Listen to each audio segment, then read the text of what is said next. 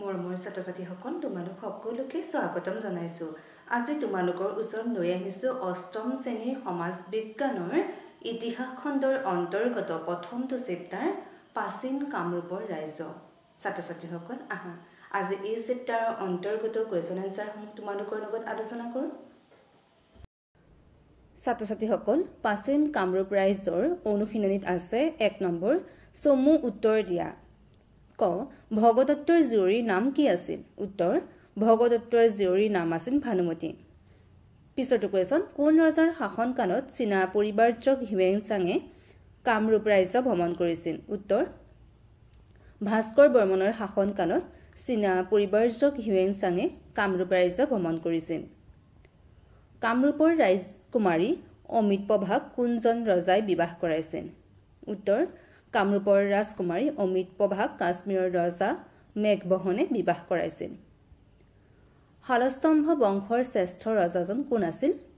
পিছৰটো question উত্তৰটো হ'ব শ্ৰীহৰ্ষদেৱ শালস্তম্ভ বংশৰ শ্ৰেষ্ঠ ৰজা আছিল। কোনজন ৰজাই কামৰূপত হোৱা বখতিয়াৰ খিলজীৰ আক্ৰমণ প্ৰতিহত কৰিছিল? উত্তৰ পৃথু ৰজাই কামৰূপত হোৱা বখতিয়াৰ খিলজীৰ আক্ৰমণ প্ৰতিহত কৰিছিল। এবাৰ আহিছো তোমালোকৰ 2 নম্বৰ কুৱেশ্যনটোলৈ। শুদ্ধ উত্তৰটো বাছি উলিওৱা। ক বৰ্মন বংশ পূজ্য বৰ্মনে নে ভাস্কৰ বৰ্মনে স্থাপন কৰিছিল? উত্তৰ বৰ্মন বংশ পূজ্য বৰ্মনে স্থাপন কৰিছিল। পিছৰটো কুৱেশ্যন চিউকি কৌটিল্য নে হিউৱেন-চাঙৰ গ্ৰন্থ আছিল? উত্তৰ চিউকি হিউৱেন-চাঙৰ গ্ৰন্থ আছিল। পিছৰটো কুৱেশ্যন কুমাৰ ভাস্কৰ বৰ্মনৰ ৰাজত্ব কালৰ পৰাই সূচনা হোৱা যুগটো হ'ল শকাব্দ নে ভাস্কৰাব্দ? উত্তৰ কুমাৰ ভাস্কৰ বৰ্মনৰ ৰাজত্ব কালৰ পৰা সূচনা হোৱা যুগটো হ'ল ভাস্কৰাব্দ। এবাৰ আহিছো পিছৰটো কুৱেশ্যন প্ৰাচীন কামৰূপত ৰাজতান্ত্ৰিক নে গণতান্ত্ৰিক শাসন ব্যৱস্থাৰ প্ৰচলন আছিল? উত্তৰ প্ৰাচীন কামৰূপত ৰাজতান্ত্ৰিক শাসন ব্যৱস্থাৰ প্ৰচলন আছিল। 3 নম্বৰ খালী ঠাই পূৰ কৰা। প্ৰাচীন কামৰূপ ৰাজ্যৰ প্ৰধান জীৱিকা আছিল ডেছ? উত্তৰ প্ৰাচীন কামৰূপ ৰাজ্যৰ প্ৰধান জীৱিকা আছিল কৃষি। বৰ্মন বংশ ডেছ প্ৰতিষ্ঠা কৰিছিল? উত্তৰ বৰ্মন বংশ পূজ্য বৰ্মনে প্ৰতিষ্ঠা কৰিছিল। পাল বংশৰ শ্ৰেষ্ঠ ৰজাজনৰ আছিল ডেছ? পাল বংশৰ শ্ৰেষ্ঠ ৰজাজন আছিল ৰত্নপাল। কামৰূপ ৰাজ্যৰ ৰজাই ডেছ উপাধি গ্ৰহণ কৰিছিল? উত্তৰ কামৰূপ ৰাজ্যৰ ৰজাই পৰম ভট্টাৰক মহাৰজাধিৰাজ পৰম পৰমেশ্বৰ উপাধি গ্ৰহণ কৰিছিল। ডেছ কামৰূপ ৰাজ্যৰ আয়ৰ প্ৰধান উৎস আছিল? উত্তৰ ভূমি ৰাজহ কামৰূপ ৰাজ্যৰ আয়ৰ প্ৰধান উৎস আছিল। চমুটোকা দেখা। ক ভাস্কৰ বৰ্মন। উত্তৰ ভাস্কৰ বৰ্মন আছিল বৰ্মন বংশৰ শ্ৰেষ্ঠ ৰজা। তেওঁ অবিবাহিতা আছিল বাবে তেওঁ কুমাৰ ৰজা বুলিও জনা গৈছিল।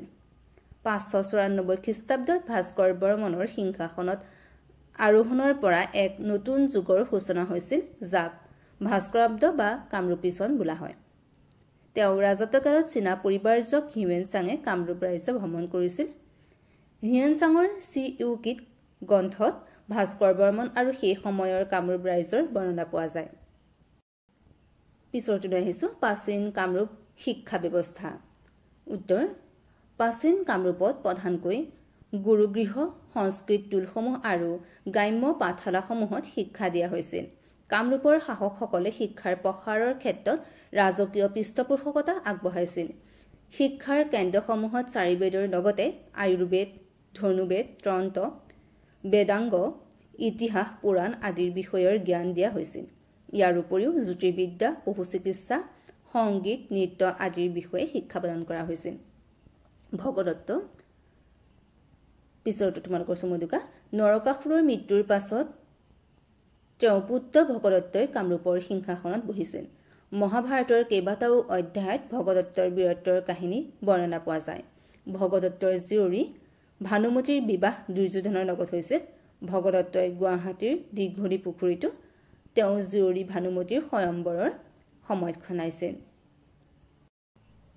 প্ৰাচীন কামৰূপৰ ধৰ্ম প্ৰাচীন কামৰূপৰ বহু লোকে বৈদিক যুগৰ দৰে প্ৰকৃতিক পূজা কৰিছিল লগতে বহু লোকে গছ শিল পাহাৰ নদী আদিক দেৱতাৰূপে গণ্য কৰি পূজা অৰ্চনা কৰিছিল প্ৰাচীন কামৰূপৰ শক্তি পূজাৰ অন্যতম প্ৰধান কেন্দ্ৰস্থল আছিল পৰম্পৰাগতভাৱে কামৰূপক শক্তি পূজাৰ মুখ্য কেন্দ্ৰ হিচাপে স্বীকৃতি দিয়া হৈছিল কামাখ্যা দেৱীৰ মন্দিৰ ইয়াৰ ভিতৰত প্ৰথম স্থানত আছিল শিৱ আৰু শক্তিৰ দৰে প্ৰাচীন কামৰূপত বিষ্ণুৰ উপাসনা হৈছিল বুদ্ধ ধৰ্মই প্ৰাচীন কামৰূপত প্ৰসাৰতা লাভ কৰিছিল প্ৰাচীন সাহিত্য আৰু স্থাপত্য ভাস্কৰ্যসমূহৰ ধ্বংসাৱশেষৰ পৰা পুৰণি কালত কামৰূপত সূৰ্য পূজাৰ প্ৰচলন থকাৰ প্ৰমাণ পোৱা যায়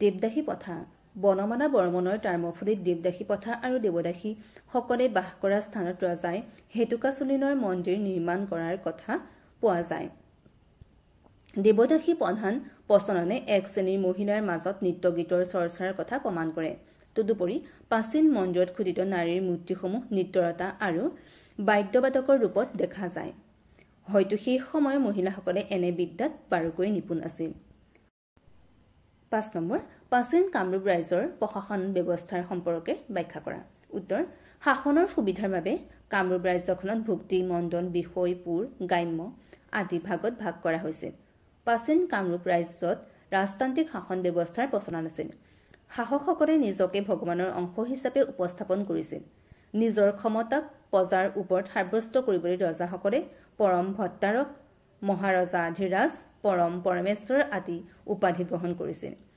কামৰূপৰ প্ৰশাসনিক ব্যৱস্থাত মন্ত্ৰী পৰিষদৰ বিশেষ ভূমিকা আছিল মন্ত্ৰী আৰু উচ্চ পদস্থ ৰাজ বিষয়াসকলক অমাত্য সচিব মন্ত্ৰী আদি নামেৰে জনা গৈছিল সেনাবাহিনীৰ মুৰব্বীজনক সেনাধ্যক্ষ আৰু তেওঁ তলতীয়া বিষয়াসকলক সেনাপতি নায়ক ৰণক আদি নামেৰে নামাকৰণ কৰা হৈছিল কামৰূপৰ সেনাবাহিনী যুদ্ধৰ ক্ষেত্ৰত পাৰ্গত আছিল প্ৰতিৰক্ষাৰ বাবে দুৰ্গ নিৰ্মাণ কৰা হৈছিল কামৰূপৰ সৈন্যবাহিনী অশ্বাৰোহী নৌবাহিনী হস্তি বাহিনী আৰু পদাতিক সৈন্যৰে সুসজ্জিত আছিল এবাৰ আহিছো 6 নম্বৰ কুৱেশ্যনটোলৈ প্ৰাচীন কামৰূপৰ বিষয়ে জানিবলৈ শিলালিপিসমূহে কিদৰে সহায় কৰে বৰ্ণনা কৰা উত্তৰ শিলালিপি আৰু তাম্ৰলিপিসমূহ কামৰূপ ৰাজ্যৰ উল্লেখযোগ্য ঐতিহাসিক সমল প্ৰাচীন কামৰূপ ৰাজ্যত সিঁচৰিত হৈ থকা শিলালিপি তাম্ৰলিপি স্তম্ভলিপি বিভিন্ন মঠ মন্দিৰ দেৱালয়ৰ ভগ্নাৱশেষ শিলৰ ভাস্কৰ্যসমূহৰ পৰা কামৰূপ ৰাজ্যৰ ইতিহাস সম্পৰ্কে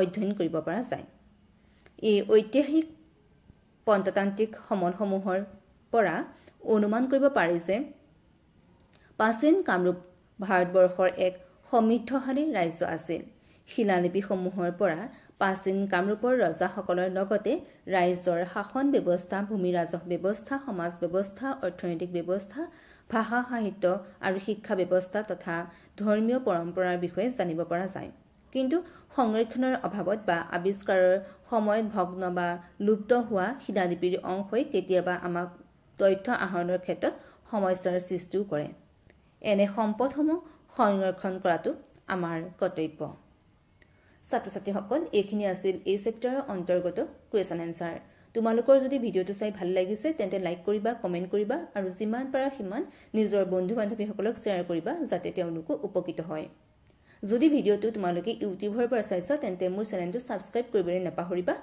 আৰু ফেসবুক আৰু ইনষ্টাগ্ৰামৰ পৰা যদি চাইছা তেন্তে ফলো কৰিবা মোক কিবা অসুবিধা থাকিলে কমেন্টৰ যোগে মোৰ লগত যোগাযোগ হ'ব পাৰিবা ধন্যবাদ